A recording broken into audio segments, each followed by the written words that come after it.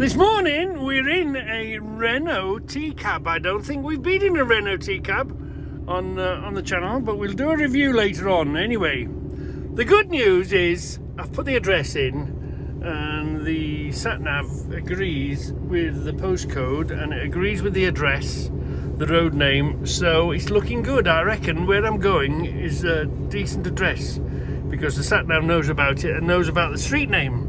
So that's the good news, but the bad news is this is mild weather here. We're going into the murk. We're going into an area where there's been lots of trouble. We're going down to Cambridgeshire. Great North Road, so it's A1 down there somewhere. But easy straight run, M6, A14 down that way. That's what it looks like. We've got 96 miles to do. And then we're bringing it basically back to the Midlands here. Actually, come round the corner. I live in Walsall. I'm going to Aldridge to deliver it. Anyway, he says take plenty of straps. So I reckon, because he said it's a full load, so it's going to be a full load of lots of stuff that wants strapping. So we've got that to look forward to. So I better crack on, bit I? I better just crack on. So it should be interesting today. Should be. All right, lovely. Yeah. Thank you. Oh, look, we're loaded. We've got a strap. But when we strap, we've got to think about it because this, them top ones are wider than the bottom ones. So what the danger place is, this, look, that's metal on metal. Although, if you've got one sheet wood and one sheet of wood, they're pretty safe. They're not going to move. You strap them as normal. This one, this is steel above, steel below. This is a little shit that's going to move, so I might choke that one on. I'll show you that in a minute. I'm going to take loads of, same as this, it's banding, but it's only plastic banding. It's nothing, is it? So, this is another piece that I've got to watch. They're not bad because there's no weight, no momentum. And they're sitting on top of wood. These are the little shit you got to watch for. So anyway, let's get the damn thing strapped up and head home. Right then, my little bunch of potato truckers. Well, horrible stuff to carry, this steel. Not too bad because it's all under pellets. But can you see how I've choked this one? The strap comes from there, goes over the top, comes around again and goes down back to there. So a strap straps it down, creates weight, stops it friction, creates friction, holds it down. Plus, if it's wobbly, holds it in place. The trouble with that, it can move within.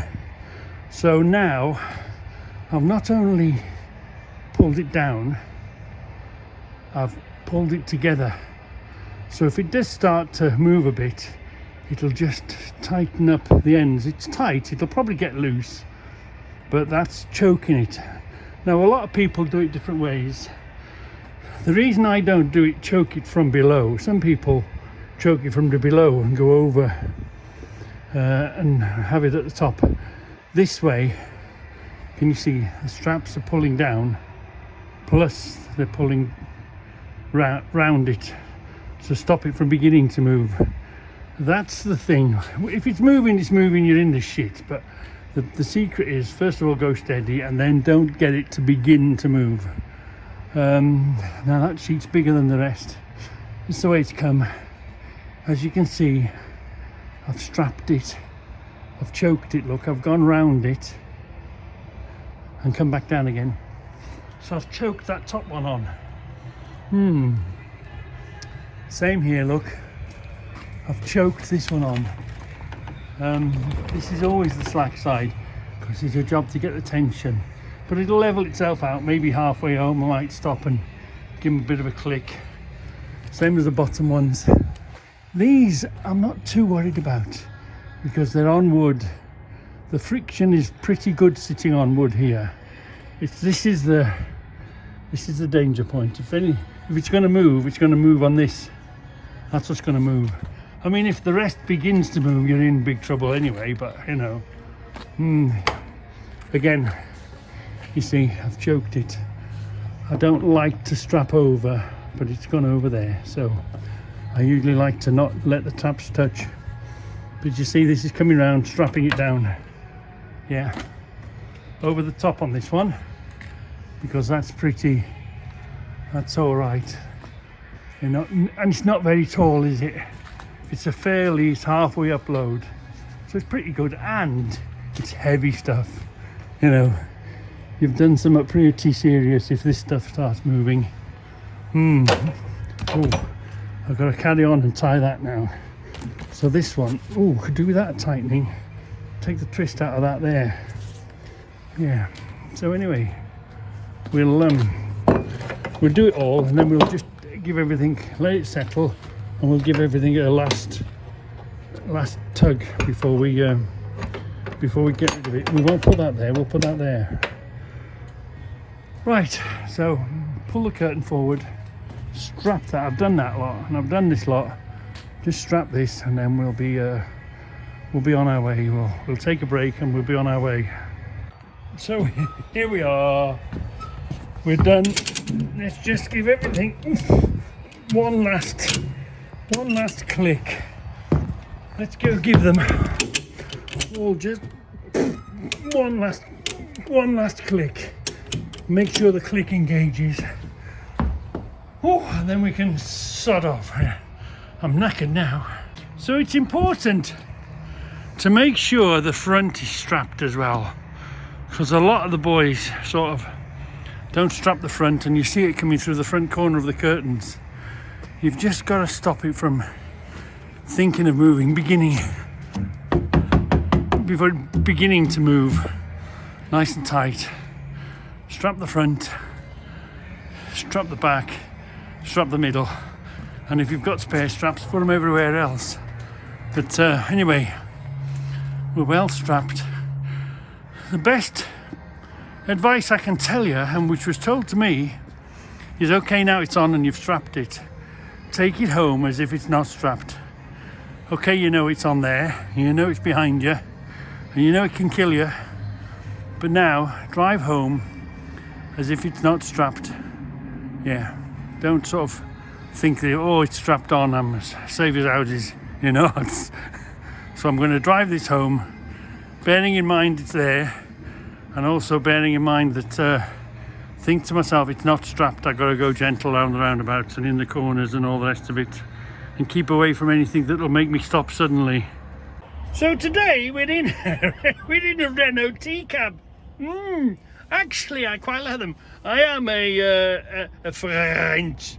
We are a Renault. I am a cheese-eating surrender monkey today, because I'm in a Renault. And I know they call it a T-cab, but it's not like the Scania T-cabs with the big nose. It's just got a standard, you know. So I'm here taking my break. Basically, it's a Volvo underneath. Yeah, because Volvo own Renault. And it's basically a Volvo underneath, except it's got a Renault cab on it. And, you know, other Renault-related stuff. This one's a twin bunk. This is a two-man. You know, if you could get someone to agree with you, you've got two beds here. Bed above and a bed below. Yeah, fold that up out the way. Cupboards. Yeah, not a bad thing. I quite like these. I'll tell you what I like about them. You've got clear information. You ain't up here trying to find out what your tacho says and mishmash. They have improved the tachos no end. The more modern trucks do tell you and give you better information. I mean, the tachos were a huge puzzle when they first came out.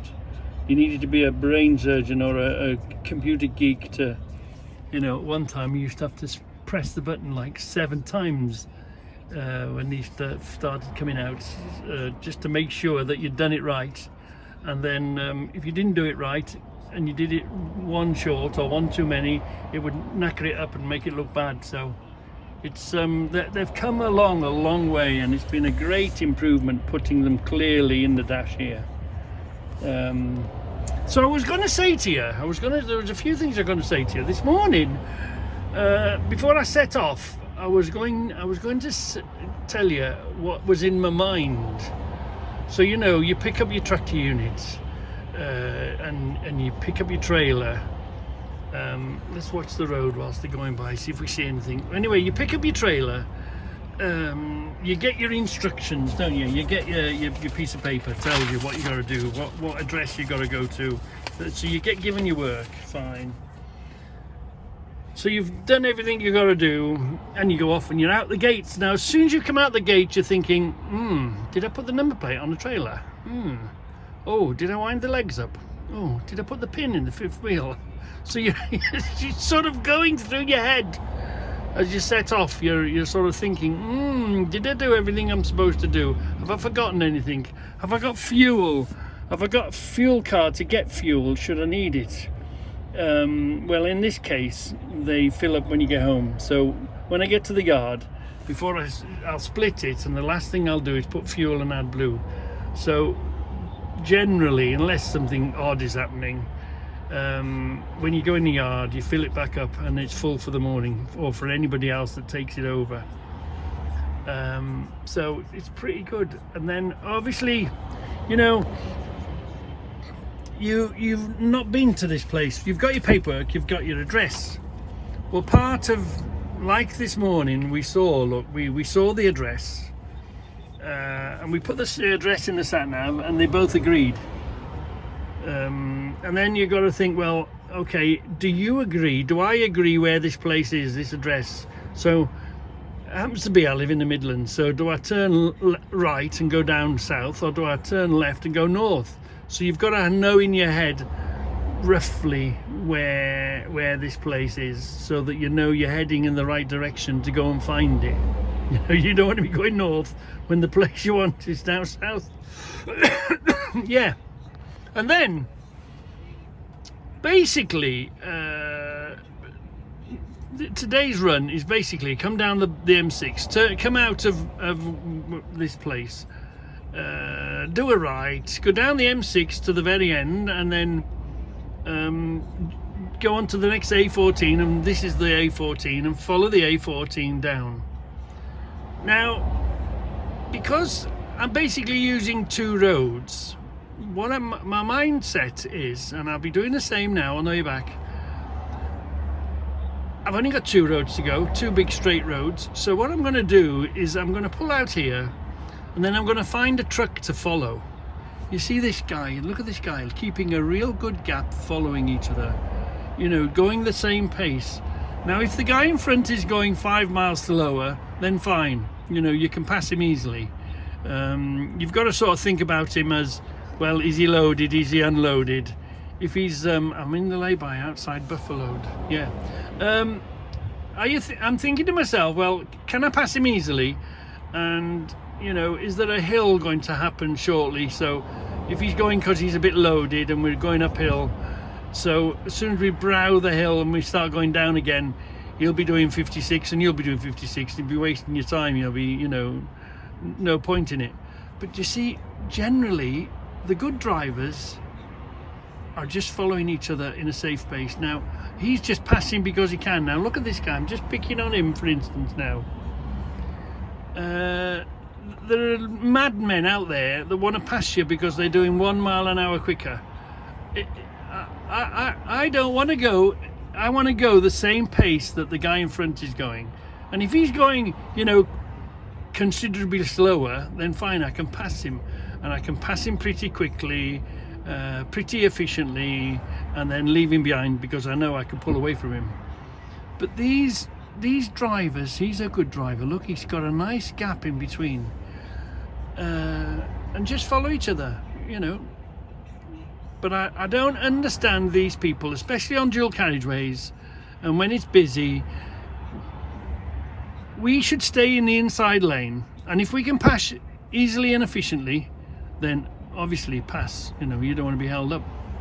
Look at this guy now coming out. Look. Yeah, he wasn't really. Anyway, yeah. So we should only go in the outside lane if we're passing fast and efficient. not because we can do 1 mile an hour or 2 mile an hour. There should be some sort of rule that if you can pass somebody and it takes you, you know, a mile to pass or a half a mile to pass, that's fine. But these loonies, truck drivers that sit in the outside lane on a 2-lane A14, for instance, it's 2 lanes most of the way, it's dual carriageway. On a dual carriageway, I don't think we should be allowed in the outside lane. You should be able to explain if you want to pass someone. That would leave the cars. There's so many truck drivers out there that deliberately frustrate the cars behind them and get in their way. You know, I look behind me, I come behind, I'm closing up on a truck, I'm doing me 56 or whatever speed I want to do. I look in the mirror, I think, oh, is it clear? I'll wait a while, let all this traffic go, and then when the traffic goes and I can see nothing behind, I'll pull out and I'll pass efficiently and safely. My opinion is we shouldn't be out in that right-hand lane only to pass. But these, here we are, look, running alongside, look, struggling to pass. Here's one going, look at him. Look, they're really struggling to pass. And they block it and they frustrate the car drivers behind, and then you get loads of aggravation, plus they're putting themselves in danger. So that guy will get in front. What's he going to achieve? You know, he's going to get to the place 5 minutes before the next guy. We should all just see now, look, he's going. He's kept a good gap. Anybody can join, anybody can exit. He's keeping a good gap, but he's going the same pace as the guy in front of him, but way further back. It's mad. Now, why are these boys up? Why are they up each other's? Why are they so close? They shouldn't be. Why isn't there a copper sitting at the side of the road here and going to pull? See that? XPO, that one. Why is there a copper not going to pull out behind him and say, why are you sitting up his arse, sunshine? Why aren't you just waiting for an opportunity to pass him safely? Well, anyway, rant over. I'm gonna have my sandwiches and then make my way back. So I've took my mandatory, well, I will have took my mandatory 45-minute break. I have to do that within 4.5 hours driving or 6 hours working time directive, all that twaddle. Well, I'm only 87 miles away. I'm going to be there at 3:30, so that's going to be fine. I'm going to be able to, even if there's a delay a bit, taking off will be a lot quicker.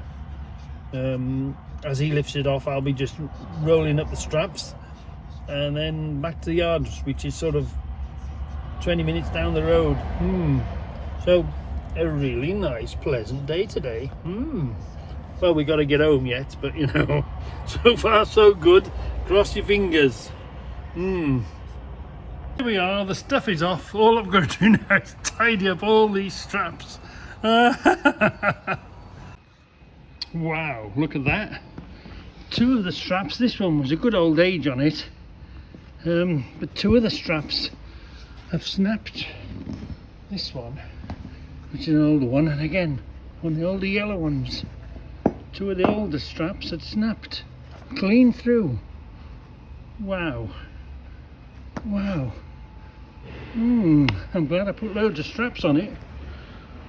Right then, the trail is empty. I've tidied up. And these 2 straps, I'll take these back to the yard to tell them, or to show them where they've snapped. I think it was because I was using the stronger ratchets. There's 2 types of ratchet, and I think these 2 had the 2 stronger ratchets on it. That's what may have snapped them. I pulled them too tight. Always when you come back here, you have to split it and fill it. So this key identifies your truck. Put the key in the pump. You let that do that. Ask for your odometer reading, which is 924. 924. 924, yeah. 924 222. Right. Then you take your key out And then you give it loads. Do you? What have I done wrong? Uh-oh. I should have left the key in it maybe. Read the instructions. Please wait. What was it? 924 222. Cash, go. Enter. Please wait. Pump on the remove key, yeah. And fuel up. Ah, lovely, yeah. That's it. Oop. And then you fill it so it's ready for the next guy. So we burnt, you've got 95 litres. Where were we? Yeah, we burnt 95 litres today. So here we are in the same position, except the other way round, like we were this morning. Did I park the trailer tidy? Yeah. Did I take the number plate off the trailer and put it in the unit? Yeah. Did you fill it with fuel? Yeah. Right, so have you got the keys? Did you lock it? Did the cab light go off? Yeah. Right, so you've done everything you've done now. You brought it back. You've filled it with fuel. You've done the you've put the number plate back where it should be in the cab, ready for the next person. Yeah. Right, next thing, take the keys to the office. Yeah. And then skid out keys and paperwork. Yeah, make sure you drop off the keys and paperwork, because we've done that before, haven't we? Gone home with the keys and had to come back. Yeah, we've done that plenty of times before. Yeah, so we've done that. Take the keys to the office, drop off the paperwork and head home. Lovely jubbly, lovely jubbly. So here we are. What a pleasant day. Just this one of them good days. And to top it all off, look, is it? Yeah, it's Monday, and it'll soon be 7:30. So by the time I get in, maybe start my tea, it'll be Scoutcrafter time. Brilliant. So here we are, back safe and sound, and a few pennies in the pocket. Not a bad day at all today. Oh, just to finish the day off nicely, let's go and get some golden fussing. A golden welcome. All right, Bobby? Charlie Bear, what you doing, Charlie Bear? Yeah, fine. Wait, hold on a minute. Where are we going to put you? Wait there. Calm down. What? You all right? Calm down, wait there, but let's put you there. Let's see what happens. Patience. Wait a minute. Okay, try this. Is that going to work? That's not going to work. No.